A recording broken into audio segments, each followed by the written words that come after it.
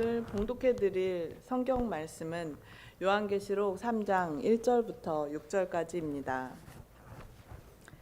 사대에 있는 교회의 천사에게 편지하라. 하나님의 7영과 7뼈를 가진 이가 이것들을 말하노라. 내가 너의 행위를 아노니 너가 살아있다는 이름은 가지고 있으나 죽었도다. 깨어서 남아있으나 죽으려 하는 것들을 강하게 하라. 내가 하나님 앞에서 너의 행위의 완전함을 찾지 못하였나니 그러므로 너가 어떻게 받았고 들었는지 기억하고 굳게 붙잡아 회개하라. 그런즉 만일 너가 깨어있지 아니하면 내가 도둑같이 너에게 이르리니 내가 어느 시각에 너에게 이를지 내가 알지 못하리라. 사대에도 자기 옷을 더럽히지 아니한 몇 이름이 내게 있어. 그들이 흰 옷을 입고 나와 함께 걸으리니 그들은 합당한 자들이니라. 이기는 자 곧 그는 흰 옷을 입을 것이요 내가 그의 이름을 생명책에서 지워버리지 아니하고 그의 이름을 내 아버지 앞과 그분의 천사들 앞에서 시인하리라. 귀 있는 자는 성령께서 교회들에 말씀하시는 것을 들을지어다. 아멘. 김윤선 목사님 나오셔서 살았다 하지만 죽은 교회, 사대 교회에게 주는 편지라는 제목으로 말씀 전해 주시겠습니다. 오늘 저는 여러분하고 사대교회 이야기를 나누겠는데요. 사대교회 이야기는 썩 좋은 이야기들이 아닙니다. 칭찬은 거의 안 나오고 책망만 나오는 교회가 바로 사대교회입니다. 사대, 이름을 잘 지어야 되는 것 같아요. 우리 한자로 죽을 사자가 있잖아요. 죽을 사자. 사대랑 우리 한자는 전혀 상관이 없는데 하필이면 사자가 들어가 있는 거예요. 여러분, 우리 모두는 다 죽었다라는 말을 듣고 싶어 하지 않습니다. 너 죽었어. 넌 죽은 사람이야. 이런 말을 듣고 좋아할 사람은 아무도 없어요. 누군가가 우리에게 넌 참 죽은 사람 같아. 여러분 듣기 좋으세요? 절대 그렇지 않을 거예요. 사대교회는 너는 살았다는 이름은 가졌지만 실상은 너는 죽었다라는 책망을, 무시무시한 책망을 받았습니다. 제가 설교를 요한계시록 설교를 준비하면서 참조하는 책이 한 권 있는데요.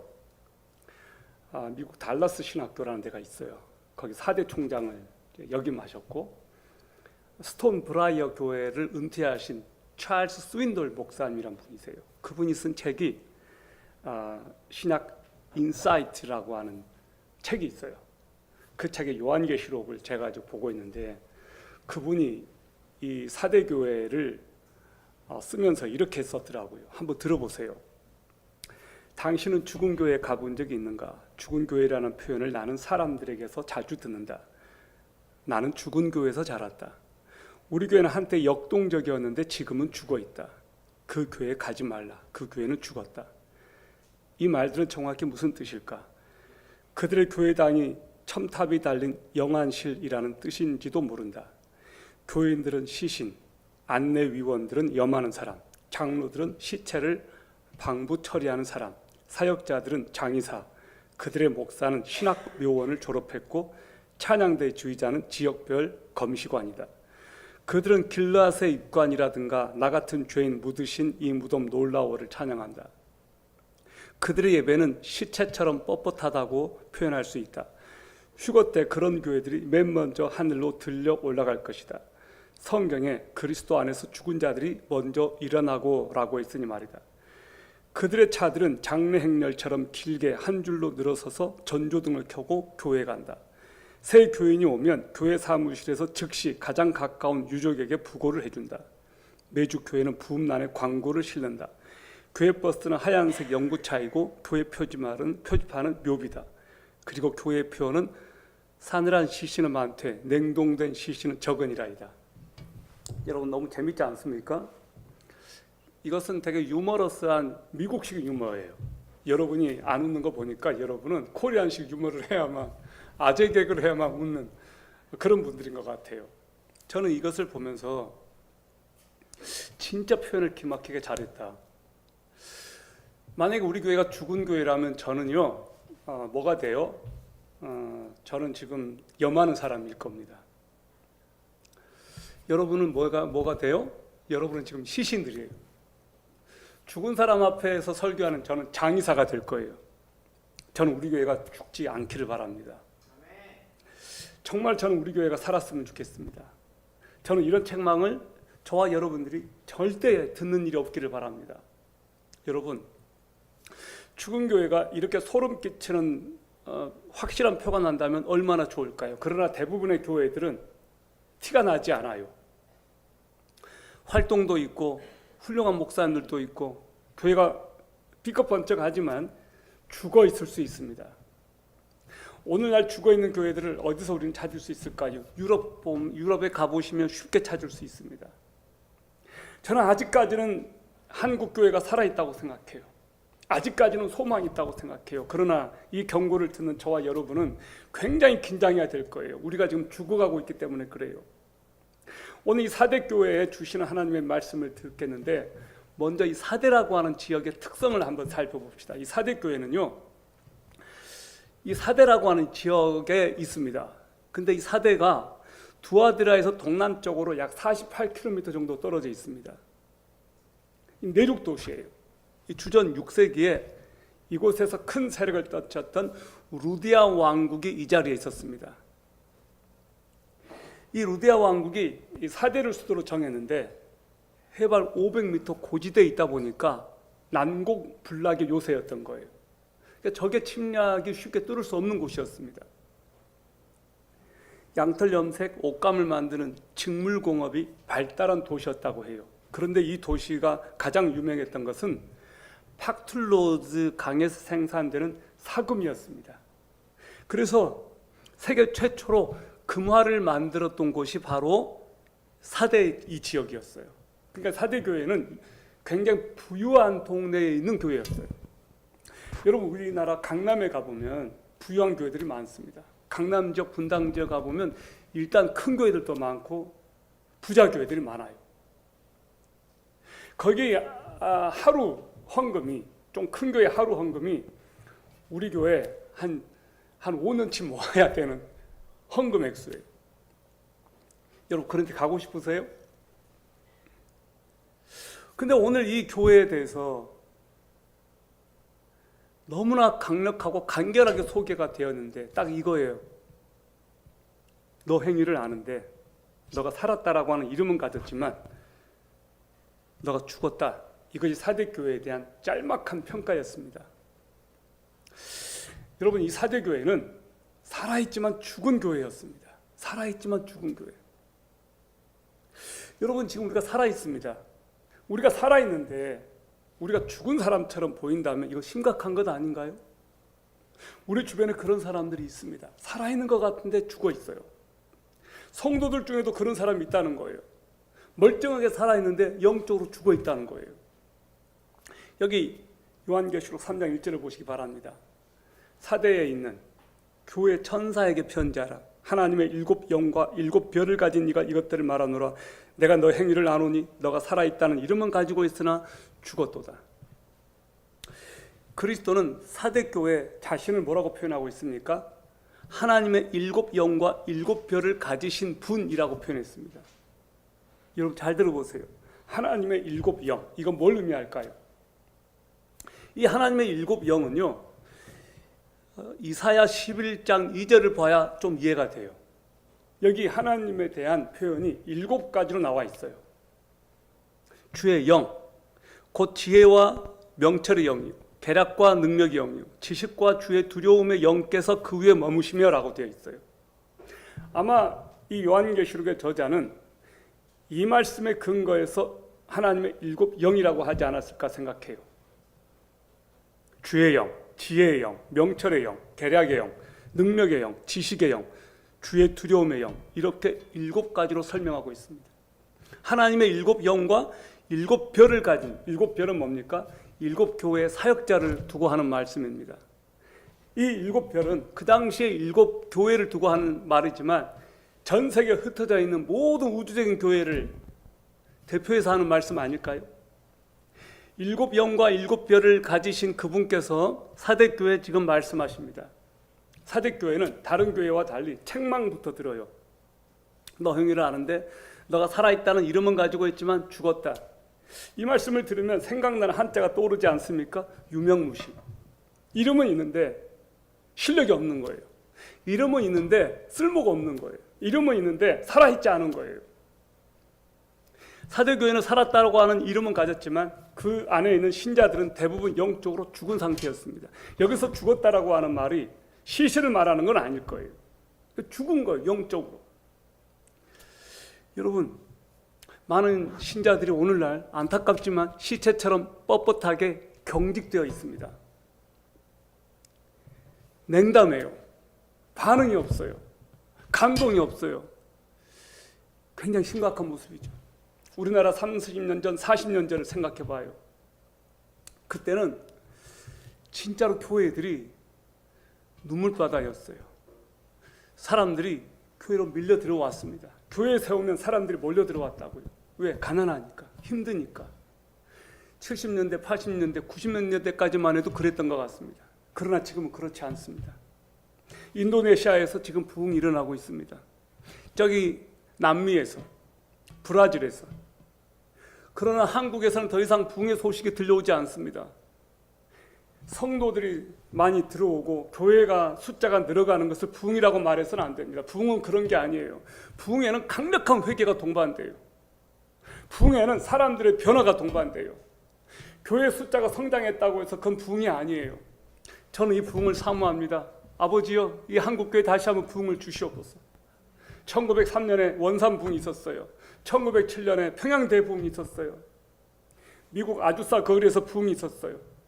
인도에서도 부흥이 있었습니다. 그러나 지금 뜸해졌습니다. 마지막 영적 추수가 있을 거라고 성경은 말하고 있습니다. 마지막 영적 대부흥이 있을 거예요.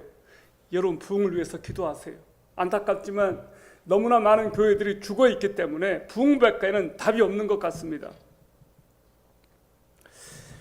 사대교회가 죽었다는 말 무슨 말일까? 무생물이 죽었다 하면 그 질이 형편없다는 뜻이에요. 그러니까 그곳에 있는 신자들이 육신적으로는 살아있지만 그들의 행위와 믿음은 형편없고 영적으로 그야말로 죽어있다는 거예요. 요한계시록 2장 2절을 보세요. 이렇게 말합니다. 깨어 남아있으나 죽으려 하는 것들을 강하게 하라. 내가 하나님 앞에서 너 행위의 완전함을 찾지 못하였느니. 조금 소망이 있어요. 뭐냐? 깨어서 남아있지만 죽으려 하는 것들. 그러니까 이 사람들도 그만 냅두면 죽어가는 거예요. 긴급 처방이 필요해요. 깨어서 남아있으나 죽으려 하는 것들을 강하게 하라고 하십니다. 그러니까 이 사대교회에 간당간당하고 금방 죽을 것처럼 보이는 성도들이 있었어요. 그들만이라도 살려내라는 거예요. 오늘 이 자리에 다 죽어가는데 한두 명은 소망이 있다는 거예요. 몇 년 전이었습니다. 제가 만성 간염을 앓고 있었어요. 이거를 좀 회복해 보려고 용한 목사님이 봉침 알아요? 봉침? 꿀벌, 벌침 있죠. 그거를 주는 목사님 만나서 제가 벌침을 맞았어요. 저에겐 효과가 있었어요. 진짜로 좋았어요. 그거 맞을 때는 죽을 것 같이 아팠는데 그걸 한 몇 달 맞으니까 전 너무 좋았어요. 제가 제 아내에게 말했어요. 여보, 이거 맞으니까 너무 좋아. 당신도 좋아질 거야. 그래서 아내를 맞게 했어요. 근데 엄청난 부작용이 일어났어요. 혈압이 220까지 오르고 제 아내가 사경을 헤매는 거예요. 곧 죽을 것 같더라고요. 제가 엄청나게 잘못한 거예요. 이러다가 아내를 먼저 천국 보낼 판이 된 거예요. 을지병원인가 응급실로 갔습니다. 다행히 살아났어요. 그 다음부터 다시 그 짓 안 하고 있습니다. 제 아내가 그때 진짜 응급 처방을 받지 않았으면 진짜로 큰일 날 뻔했어요. 여러분, 지금 이 혼수상태에 빠진 사대교회 교인들에게 주님께서 새 생명 불어넣으시려고 해요. 최대한 많은 사람들을 살리기를 원하셨지만 그분의 말씀대로 반응하면 죽어가는 사대교회 몇몇 성도들도 살아날 수 있기 때문에 주님께서 그렇게 말씀하시는 거예요. 죽어가는 것들을 강하게 하라고. 예수님께서 죽어가는 자들을 강하게 하기 위해서 긴급 처방을 내립니다. 4가지입니다. 사대교회에 주신 긴급 처방 4가지.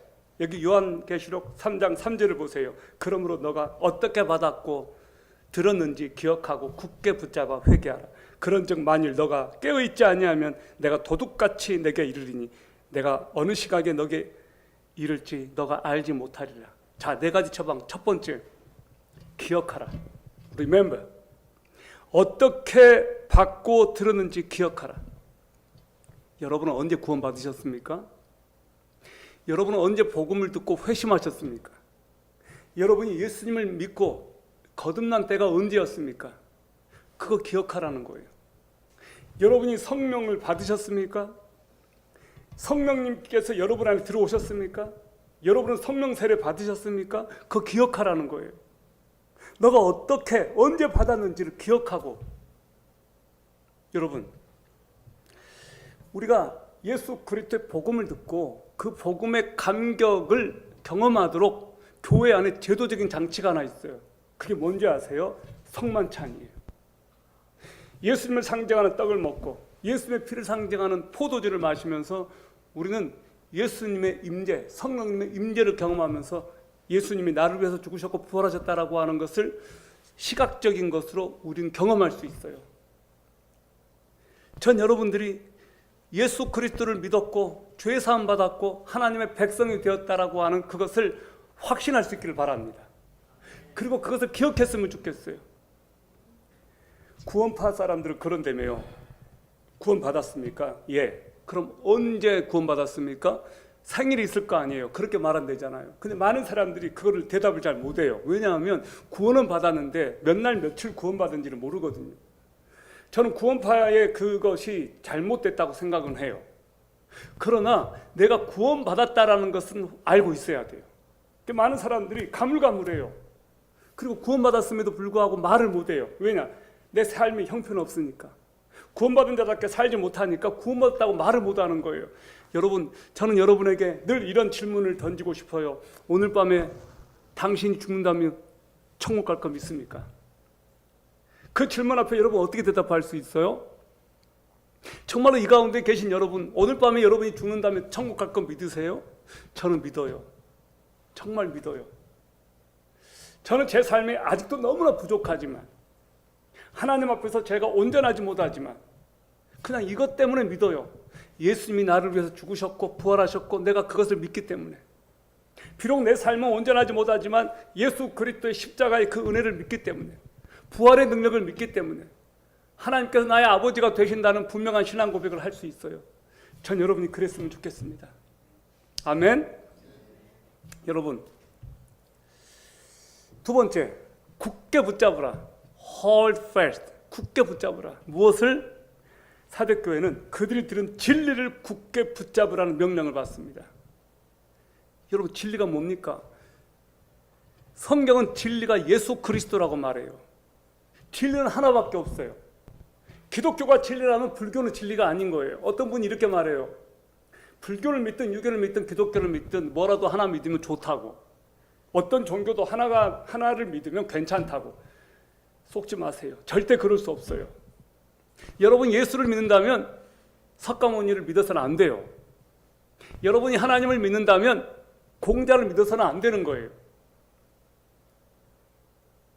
제가 안면마비가 와서 4개월이 되었습니다. 아직까지 다 낫지 않았습니다. 눈이 가끔 이렇게 안 감겨요. 안면마비가 와서 병원에 갔더니 가장 먼저 처방해 주는 게 뭔지 아십니까? 항바이러스 약이었어요. 일단 그거를 먹어야 돼요. 항바이러스가 나에겐 가장 중요했어요. 한의원 가는 게 아니고 가장 먼저 해야 될 것은 이게 바이러스성이기 때문에 항바이러스 그 약을 먹어야 돼요. 그 주사를 맞아야 되는 거예요. 아무 약이나 먹어서는 안 됩니다. 감기약 먹어서 난 게 아니에요. 마찬가지로 우리가 구원받을 수 있는 유일한 길은 예수 그리스도밖에 없습니다. 예수 그리스도를 믿음으로써, 진리이신 그분을 믿음으로써 우리가 구원을 받지, 아무거나 믿는다고 해서 구원받지 못합니다. 그 진리를 붙잡으라는 거예요. 세 번째, 회개하라. Repent. 회개하라. 그리스도는 사대교회를 향해서 회개하라고 말합니다. 너의 태도와 행동을 바꿔. 너가 지금 죽어있기 때문에 너 회개해야 돼. 그렇게 말씀하고 계신 거예요. 회개하라고 하는 이 메시지 앞에 우리가 어떻게 반응합니까? 여러분 회개할 것 없습니까? 저는 매일매일 회개할 것이 있어요. 우리가 하나님을 사랑합니까? 우리가 가장 회개해야 될 것이 무엇입니까? 하나님께서 우리들에게 뭐라고 말씀하셨습니까? 하나님을 사랑하라. 내 이웃을 내 몸처럼 사랑하라. 우리가 그렇게 못하고 있잖아요. 그거 회개해야 돼요. 첫사랑을 잃어버린 거 회개하라고 말씀합니다. 그거 회개해야 돼요. 내 안에 하나님을 향한 어떤 열정도, 어떤 감동도, 어떤 은혜도 없는 거 회개해야 돼요. 우리가 성령 충만하지 않은 거 회개해야 돼요. 여러분, 우리는 매일매일 회개해도 부족합니다. 우리가 하나님 앞에서 잘하고 있는 것이 뭐가 있을까요? 우리 중에 누가 하나님 나 괜찮죠? 하나님 나 잘하고 있죠? 누가 그렇게 말할 수 있어요? 네 번째 뭡니까? Keep watch. 깨어 있어라. 깨어 있어라. 성경은 이렇게 말합니다. 만일 너가 깨어 있지 아니하면 내가 도둑같이 너에게 이를 것인데 내가 어느 시각에 너에게 이르지 알지 못하리라. 내가 언제 올지 말 안 하고 갑자기 들이닥칠 거야. 너 깨어 있어. 그렇게 말씀하고 있어요. 도둑이 연락하고 옵니까? 갑자기 오잖아요. 예수님도 갑자기 오세요. 그분의 경고대로 하지 않으면 그분이 도둑같이 오실 것이라고 성경은 말합니다. 여러분, 사대 지역은요 높은 암벽으로 되어 있어가지고 이 사대 지역은 역사적으로 딱 두 번 점령당했대요. 한 번이 페르시아의 고레스 때, 또 한 번이 헬라 제국 안티오쿠스 때. 자, 근데 어떻게 이 성이 함락됐냐? 이 사대 성이 난공불락의 요새였는데 어떻게 함락되냐? 첫 번째 함락되었을 때가 기원전 546년인데 바사왕 고레스 때입니다. 바사왕 고레스 때. 고레스가 이제 군사를 이끌고 리디아 왕국을 쳐들어가는데 포위하지만 사대성을 지키고 있는 이 병사들이 굉장히 강력했다고 그래요. 못 들어가는 거예요. 너무 두껍게 성을 지어놨고 너무 높아서. 근데 어떤 병사가 밑에 있는 그 바사 군대들을 이렇게 보다가 이렇게 밑으로 이렇게 보다가 헬멧 철모가 떨어진 거예요. 철모가 아니죠. 헬멧이죠. 헬멧 머리 쓰는 거 이게 떨어진 거예요. 그러니까 이 병사가 질책받을 거가 두려워가지고 어떻게 한 줄 아십니까? 해서는 안 될 것을 한번 해버린 거예요.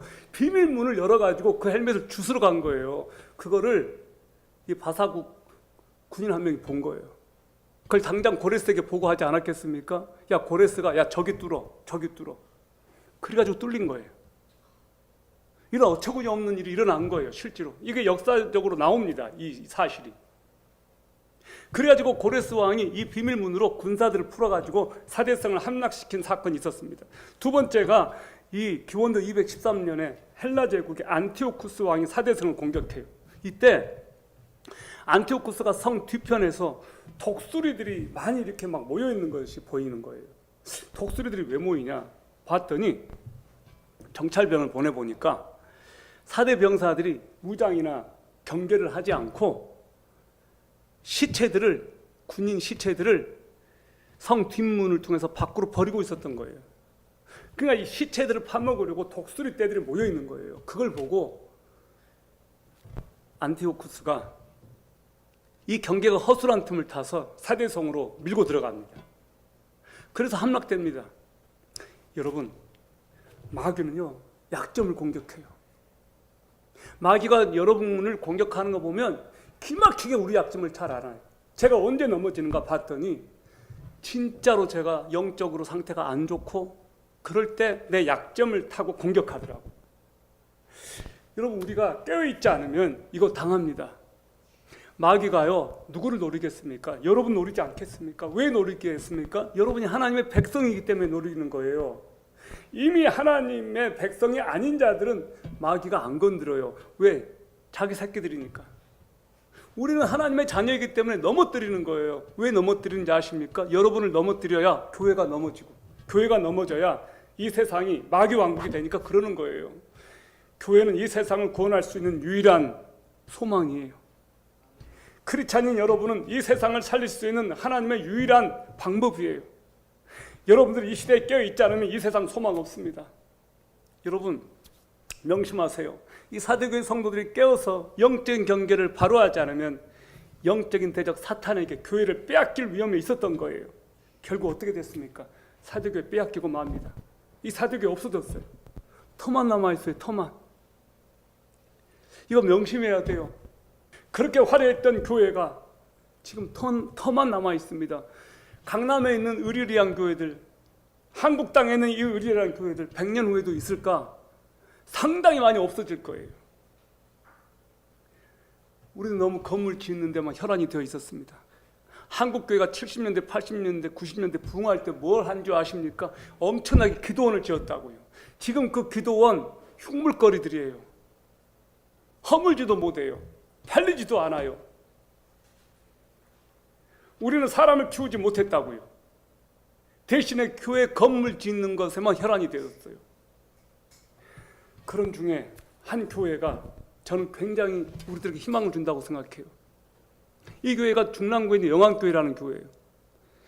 이 교회가 많이 성장했나 봅니다.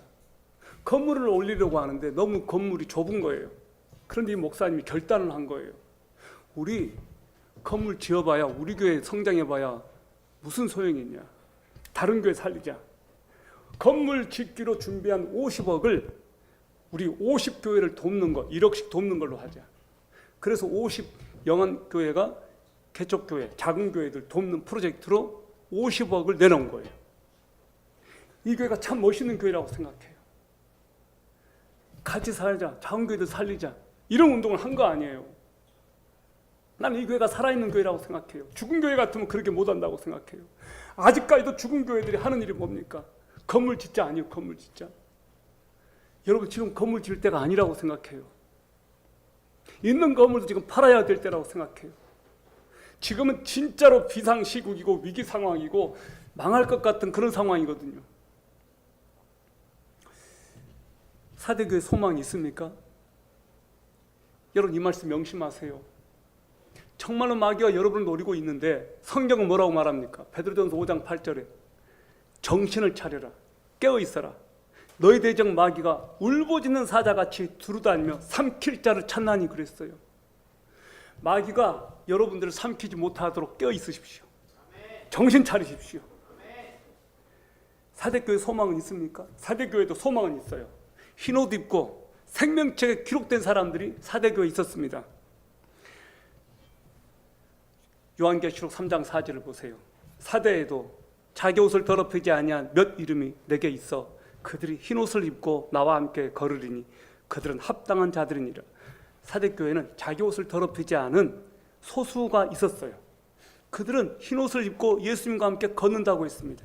그들이 합당한 자들이에요.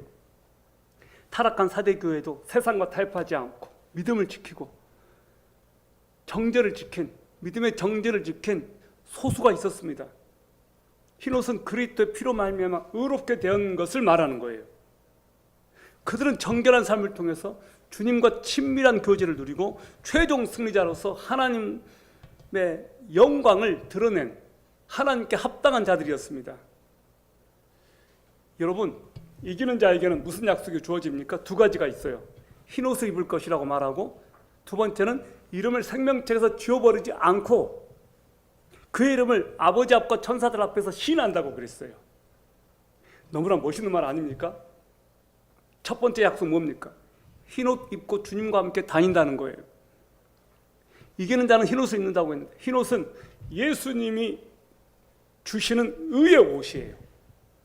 이거 진짜 흰옷을 말하는 거 아니에요. 창세기 3장에 보세요. 아담과 하와가 하나님께 범죄합니다. 먹지 말란 선악과를 먹습니다. 어떻게 됩니까? 쫓겨나요. 쫓겨날 때 어떻게 쫓겨나요? 알몸으로 쫓겨나요? 아니에요. 하나님께서 동물 한 마리를 희생시켜서 가죽옷을 지어 입혀요.